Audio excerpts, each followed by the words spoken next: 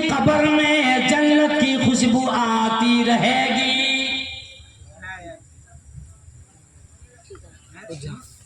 फिर उस आदमी के लिए कब्र को भी कुशादा कर दिया जाएगा, ताहते निगाह कब्र कुशादा कर दी जाएगी। आदमी आराम से रहेगा और कहा जाएगा नम का नौमती अरूस, सो जाओ आराम से, दुल्हन की तरह सो जाओ, एक घर के प्यारे की तरह सो जाओ। अब तुझे कोई छेड़ने वाला नहीं, तुझे कोई परेशान करने वाला नहीं। अल्लाह रब्बुल आलमीन का ऐलान आता है, ये मेरा मेहमान है, इसने जिंदगी में मुझे याद रखा, मेरे लिए नेकियां की, मुझे राजी करने के लिए बंदा तैयार है।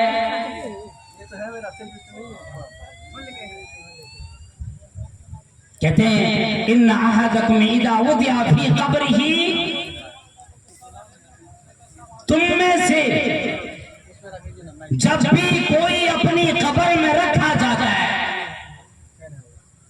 हर सुबह शाम उसको ये दिखलाया जाता है कि कयामत के दिन तेरी यही जगह बनेगी।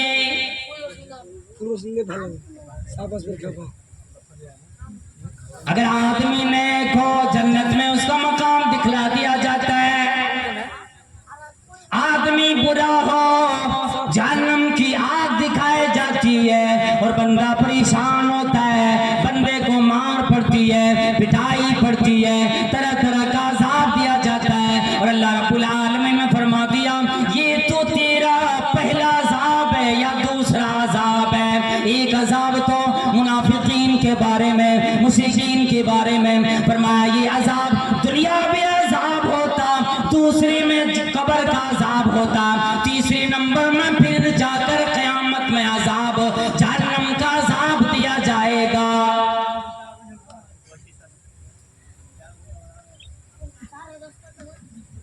दोहरा अज़ाब मिलेगा, अज़ाब से अज़ाब। अल्लाह रब्बुल आलमीन की तरफ से ऐलान आता है, फज़ूक़ू फ़लन नज़ीदकुम इल्ला अज़ाबा, अज़ाब का मजा चखो, मैं तुम्हें किसी कोई चीज ज्यादा ना दूंगा, मगर तेरा अज़ाब में बढ़ोतरी करूंगा, मजीद तेरा अज़ाब बढ़ता रहेगा। अज़ाब को और बढ़ाया जाएगा। और अगर बंदे को आराम मिला फिर जिंदगी आराम से कटेगी। तो ये मुख्तसर मैंने जिंदगी के पहलुओं को, चीदा चुनीदा पहलुओं को बयान किया। और फिर कब्र के बारे में, जहां पे इंसान को जाना है, चाहे वो मिट्टी के अंदर जाए या वहशी जानवरों के पेट में जाए, लेकिन बंदे की बका नहीं। दौलतों के अंबार इंसानों को जिंदगी अबदी नहीं दे सकती। इसलिए अल्लाह वालों, अल्लाह वालियों, हम और आप अक्लमंदी का सबूत देते हुए अपनी जिंदगी में अपने होश को संभालें और ये याद करें अल्लाह रब्बुल आलमीन ने हमें और आपको क्यों भेजा, किस लिए भेजा। और फिर जिस जन्नत से हम आदम अलैहिस्सलाम, हमारे बाबा आदम अलैहिस्सलाम निकाले गए, फिर अमल के जरिए से वही जन्नत को हासिल करना है, कितना कठिन मामला है। इसलिए बंदे को सोते जागते उठते बैठते होशियार आदमी का काम है अपनी जिंदगी के हर लम्हे इन चीजों को याद रखता है और अपने आप को मुस्तैद और तैयार रखता है कि अल्लाह रब्बुल आलमीन के सामने हमें खड़ा होना पड़ेगा, अल्लाह ताला के सामने हमें जाना पड़ेगा और फिर बरज़ख की जिंदगी हमें गुजारनी पड़ेगी, जहाँ पर ये बेटे, ये औलाद, ये घर वाले, ये खानदान वाले, ये बादशाहत, ये मिल्कियत कोई काम नहीं आएगी। अगर कोई शय काम आने वाली है तो वह नेकियां हैं जो कब्र में साथ रहेगी, आखिरत में साथ रहेगी और जन्नत में भी आला मकाम दिलाएगी। इसलिए हम और आप दुआ करें परवरदिगार आलम से कि परवरदिगारा हम तमाम लोगों को अपनी जिंदगी की के हर लम्हे को, अपनी जिंदगी की हर साथ को अहमियत देते हुए, अहम जानते हुए इलाहुल आलमीन नेक अमल की तौफीक अता फरमा।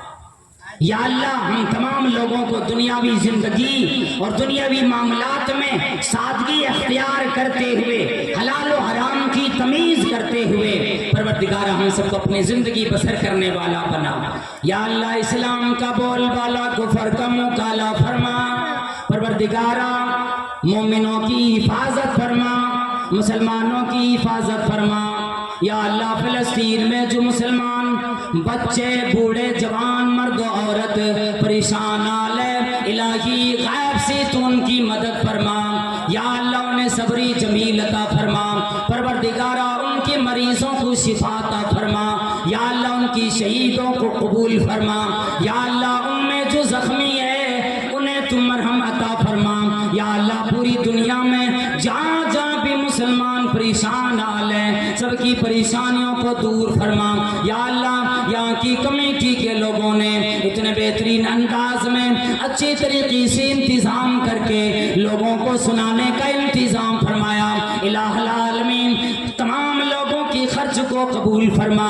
फिर अवामुन्नास को यहाँ पे आना, उसकी हाजिरी कबूल फरमा। या अल्लाह, पहले तमाम उलमाए किराम को, फिर अवामुन्नास को अमल की तौफीक अता फरमा।